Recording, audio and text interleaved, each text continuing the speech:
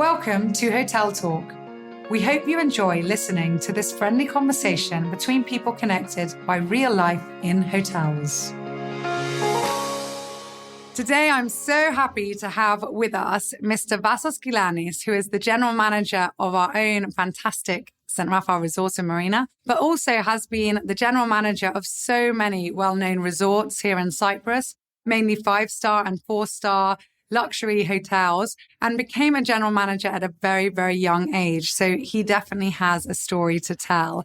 Vassos, thanks so much. We see each other all the time anyway, but it's so nice to actually have a recording of some of our conversations. So good morning. I'm really glad that I'm here and I'm sharing with you some of my experiences and over the years. So that's actually where I want to start with. What was it that made you go into hotels? We know that obviously you're full Cypriot and you grew up in Cyprus and there's a lot of hotels around. But what was the trigger? What was the pull and the drive that made you want to become a hotelier? So, as you said, I mean, Cyprus is a country depending heavily in tourism, and we grew up in hotels. And always, when I was entering hotel, I was so excited, and I was so fascinating from the grand lobbies and shining marbles and people going around, smiley faces. So I was always excited of being part of these teams. And as I was growing up and as I was more oftenly visiting hotels, something inside me was telling me, this is a place to be. This is a place that you should grow and professionally and one day be a general manager. Because yes, since I was a kid, I wanted to be a leader of such a team. So I'm interrupting you there because I caught two things that you said that are so interesting and are actually quite integral in my view, to hospitality and tourism. One is that you said that you wanted to be part of a team. And I think that is something that is very, very important. And I'd like to see your take on that as well. And the other is growth, that this is an industry where you really can grow and where you never stop growing. So yeah, what would you say about both of those, just to delve in a bit more? So the whole work is done in a hotel is the result of a team. A man can only do so much. So if you don't have the right people around you, if you don't have a capable team, a team that you can coach, lead, and be part of them, and support them, you cannot achieve anything. So yes, the result that the guests see and the result that the rewarding, let's say, comments of the guests is part of a team. Behind the scenes is not easy, but if you have a team spirit, teamwork, good coordination, cooperation, then everything is possible. So yes, hotel is all about a good team. And we've spoken before about personal development and growth. And I know that you're a person who definitely puts a lot of time and effort into your own self-mentorship, if I can say that. So you read a lot, you review a lot. How much time would you say daily that you invest in yourself, in growth and in self-development? Okay. Let's say formally to sit down and read a book, I do it mainly in my very limited free time, especially in weekends or late at night. So yes, I read a lot of books, not only for hotel business, but generally. I'm a bookworm, so I like reading. I do a lot of research on the internet, and whatever I do in my job, even if it's something new that I want to implement, a new idea, or to see the trends of the industry, I always Google it. I always go on the internet. I search it before I do everything. I just do a good research before. So it's a combination, online and the traditional way. And every day, how much time would you say you spend reading, whether it's newsletters or blogs, or I don't know where else you do? At least an hour a day, at least. Yeah. Mainly daily, I do it online. So at least I will do that an hour, definitely. You became a general manager, not just a general manager, but the general manager of an extremely large luxury 5-star resort at the tender age of 30, which is something very, very unusual for our industry, which is a harsh industry. How did you do that? Because clearly you're a man, you grew up, I mean, when we were younger, there was 26 months of the army, of military service. So you presumably finished you at school at 18. You did your 2 years and a bit in the army. You went to study for 4 years. So you were 24 when you finished studying. So within 6 years, you had already become a general manager, which is, it's not just to lead a team. Somebody entrusted you with hundreds of millions worth of investment. How did you do that? How did you get there so quickly? And what was your driving force? Very good question. And many of my friends and colleagues, they ask me the same question. So when I came back from my studies, I started working in a very big 5-star hotel, not in Limassol, in Paphos. And I got a really good position starting as a duty manager and then banqueting manager because my background is food and beverage. I did a specialization in food and beverage. So it was something weird. When I entered the hotel, I mean, even from the first month, it was like I was in hotels the whole of my life. So it was very amazing to, let's say, going around the areas and just being familiar with most of the areas of the hotel. But then, okay, this, I mean, growing in a hotel and becoming a manager at so young, it was a result of very hard work, long hours, and loving what I was doing. There's not a magic recipe just to grow and develop. And I got, let's say, the trust of my first manager and the first owner of the hotel because they could see that I was spending a lot of hours. I was there to help. I was there to support all the team, members of the hotel. So it was, I would say it was hard work. Hard work and determination. Because there must have been something in your mindset. 6 years to come out of studying and then go so quickly to become a general manager.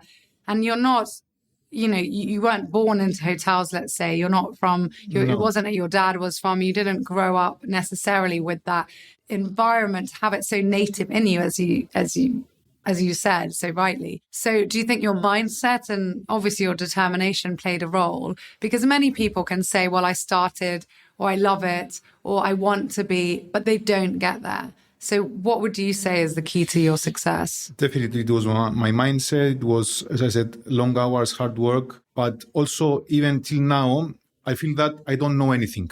I'm a GM, and then I feel that I have to learn more. I have to study more. I have to, let's say, be more involved in the operation, be more involved in the daily task aspects of all departments. And I think that's what made me, let's say, got the respect at so young age from the head of departments, because it was not easy being 30 years old, managing a huge hotel, a reputable hotel, part of an international chain, having 20 head of departments, even double my age with many more years of experience. So I managed to get their respect because I never used my position, my title, just to implement things. I just tried to get the respect and then do things with the whole team. Lead by example. Yeah. And I guess arrogance and ego and self-interest didn't come into it. As you said, you always viewed things very much as a team and a team effort, which is definitely a very important factor of being a leader. So tell us a little bit about your personal life, because you are not just a general manager. You have a life and you have a home and you have a beautiful family. I know that you're married to your childhood sweetheart, high school sweetheart, should I say. Correct. Yeah. And you have 2 lovely daughters. So tell us a bit about that and how that's been for your family as well, having a father figure and a husband who has had such a demanding job, and maybe the toll that that's taken on your family, maybe the benefits that that's given your family and how that's helped you in your life. So yes, I met my wife at the age of 17. I have 2 daughters. One is 21 and the other is 13. And I'm very thankful for their, let's say, understanding, for their continued support, because being in the hotels industry, it's not an easy job. You work many hours, you work on holidays, you work during times that your family is celebrating birthdays, anniversaries, Christmas, and you are away. So it's not easy. I'm very thankful that I have a wife that understands my job. My two girls, they just are very patient with me. But I try, let's say, to at least the time that I spend with them, to fully focus on them, do things together, just to recover the lost time. I would say that's definitely something that's very important. Just the power of now, the presence to actually, when you're with your family, definitely for me as well, I feel the same, that I'm not on my phone, that I'm really, as you said, focused on your children and your spouse. So wise words.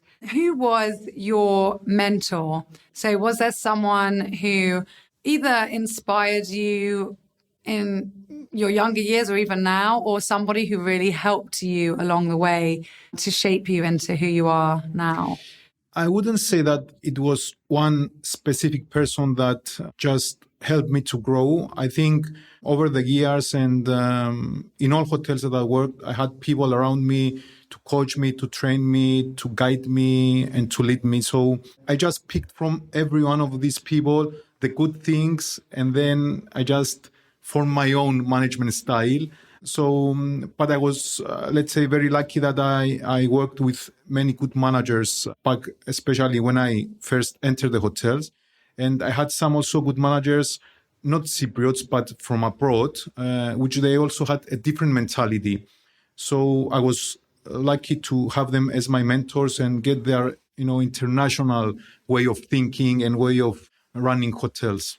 And would you say you learn as much, if not more, from just your general staff and team players? So not necessarily, when we say mentorship, a lot of people think that has to be like a guru of an industry. But so many times we can learn so much from, a young school kid that's doing part-time waiter experience, or, someone in housekeeping who comes to us with a problem. And would you say that that's also helped develop your management style? Especially in hotels, I think, and some of my managers, and they didn't even have a diploma in the hospitality industry.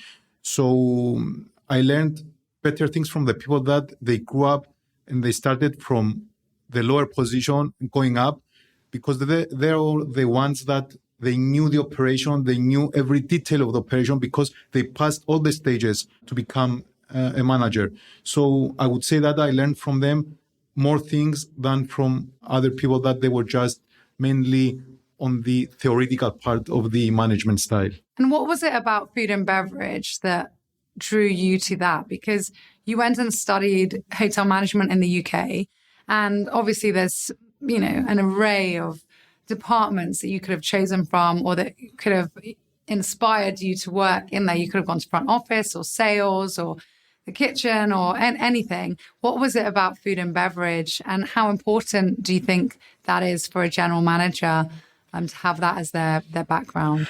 First of all, it's very important for a manager to have a background of the food and beverage, because although 80% of the revenue comes from the rooms and the rooms division department, 80% of the operation, though, it's food and beverage, restaurants, bars, room service.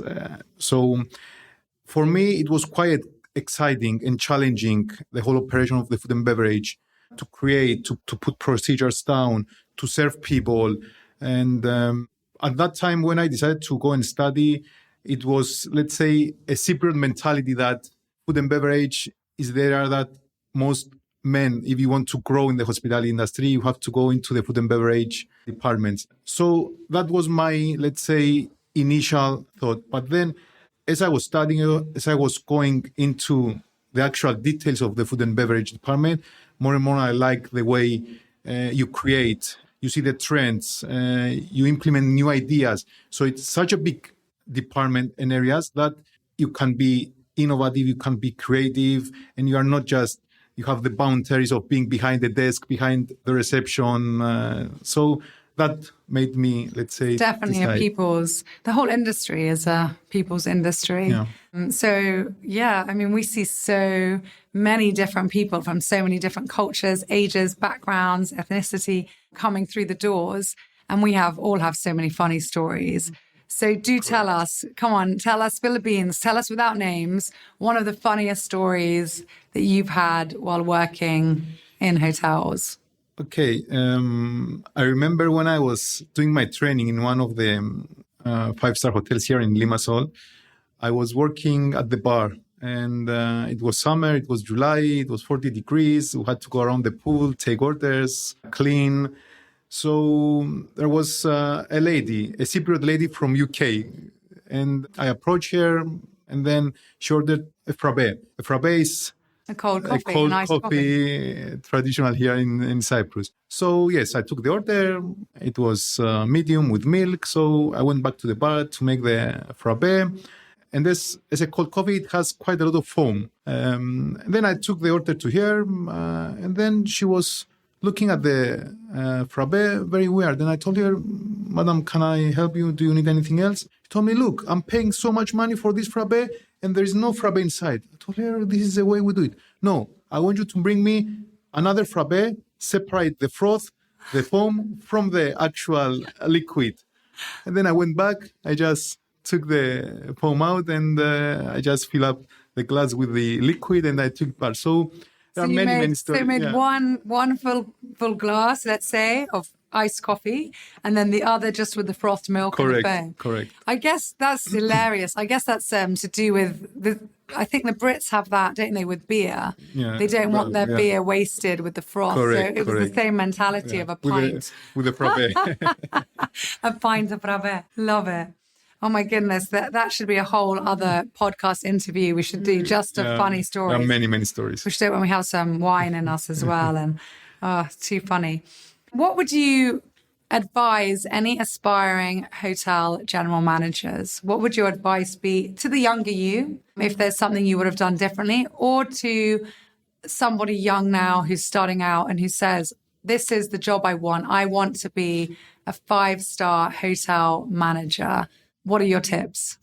First of all, you cannot become, although maybe I'm one of the exceptions, being fairly quite young, being a GM of a hotel. It needs, let's say, to focus on what you do, to love what you do. Okay, you should love any job you do, but especially in hotels, because things are quite hard, and you have to, as I said, work long hours, have to love it. You have to, let's say, especially at the beginning, devote a lot of time being in the hotel, and you have to be on the actual operation. You cannot run a hotel from the office. So I think that's also one of my strongest points, and being and knowing every detail of the operation. So then you have the actual picture of what is happening. So then you can take the right decisions for the good of the operation, and in order for the guests to get the best result. So I would say it's one of the dream jobs anyone can have, because you are in a very exciting environment. You are with people, you can serve people. It's quite rewarding. It's quite, let's say, satisfying, but at the same time, it's quite demanding and challenging. And each day is different. So this is what makes it even more challenging. Definitely. And we have seen so many challenges over the past 3 years. We could not have guessed them. If someone told us to write a sci-fi movie and have a hotel as the main feature in it, we couldn't have dreamt up the pandemic and what our industry, as well as every other industry in the world, has faced. And then to top it up, especially with being a hotel in Cyprus and one of our main markets being the Russian and Ukrainian market, having this war and what's happened. How would you say all of these recent events of the last 3 years, how have they shaped and changed our industry, specifically in Cyprus and even more so in Limassol? After the pandemic, things changed a lot. As you said, we couldn't imagine that the pandemic would bring so many changes to the whole world, not only to Cyprus and to us. Firstly, it's about the people, about the workforce. Mentality changed. People now, and especially the youngest generation, they see things differently. They change their lifestyles. So it's quite hard now to find good people and even to find some people to train them at least and get into the hospitality industry. And this year, especially with the very sad invasion of Russia into Ukraine, things became even harder. But on the other hand, made all of us rethink of our procedures, rethink of our operation, review of what we're doing all these years. And I think it turned to be, let's say, an advantage of rethinking the operation and finding new ways to bring more business to the hotel, different business, and change the way also we're thinking, our mindsets, how we can improve our business, our professional life, but also our personal lives. So in all these, let's say, difficult years, I think some good things also happened. From every challenge comes the opportunity for growth, for sure. Well, Vassos, thank you very much. So at the end of every podcast that we're going to do, we have asked our team to put some questions together, just randomly. They might be related to hotels, they might not, but they've gone into this hat here in front of me. So I'm going to randomly pull out one question. I don't know who has asked it, and they definitely didn't know who was going to, let's say, be the lucky winner of this question. But here we go. And, So this is interesting actually for me in the future. So your question is, where would your dream holiday be? Although I don't have many opportunities to travel and go holidays. So this is a good, let's say, push now for the managing director now that I'm to give me some holidays. So, okay, I travel a lot because of my job. But I would love, let's say, to travel with my family to the Disneyland. Okay. Wow, Disneyland. Which Disneyland? Okay, originally we're thinking of going to America but because it's a long journey, at least you need 2 weeks to be away, which I don't have this luxury. You make me sound so the whip cracker. So yes, in France, if we travel to France, to Disneyland with my family, I think that would be the best holiday I would ever have. Now I almost feel guilty, but you haven't worked here long enough for me to feel guilty. Okay, so to your darling wife, we're going to make this happen. That'll be it. Within the next year, this is our goal. Did you want to go in winter? Winter, it's a good time. Early Don't winter. say 15th of August. We'll be like, beep, wrong answer.